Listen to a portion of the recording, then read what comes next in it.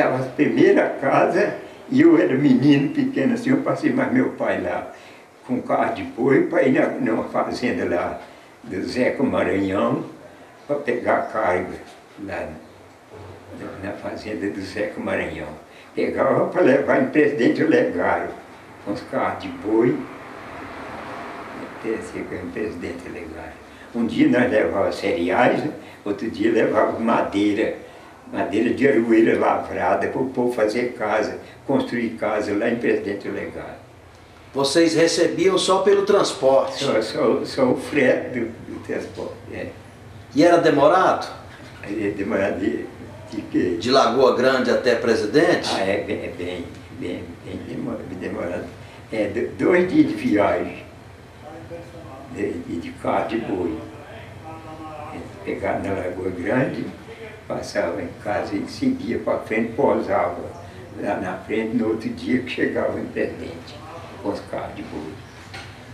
O senhor gostava disso? A menina, eu estava dentro do carro, ele estava muito dentro do carro, porque sempre meu pai tinha um ajudante, né? A gente entrava dentro do carro, deitava e dormia, porque o menino dorme muito, né? A gente, quando é novo, nem dorme muito, né?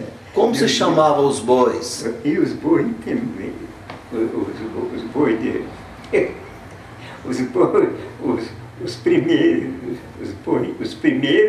e os últimos da guia, né? Do coisa era mineiro e xadrez. Os da canga.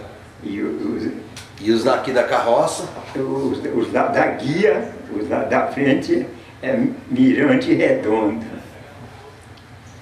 Eu lembro até hoje. Eu caía, eu era pequeno e andava. Não. Deixa de contar. Embaraçava no capim, assim, caía. Os boi vinham para empurrar, para passar por cima de mim. Os boi de guia escoravam assim, ó. Até que eu ficava debaixo da canga. Assim, ó. Mas os boi não passavam por cima de mim.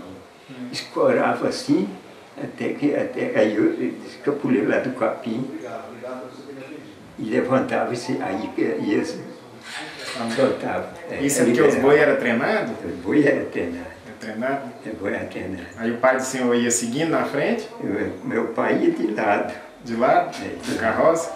Tinha hora que ele estava dentro do carro, quando o carro estava vazio. Sim. Eu vi ele estava dentro do carro, mas quando o carro estava carregado, ele ficava de lado, né? De lado do carro.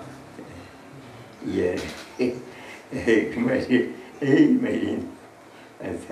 Mas os boi treinados, né? Os boi muito mansinhos, muito treinados.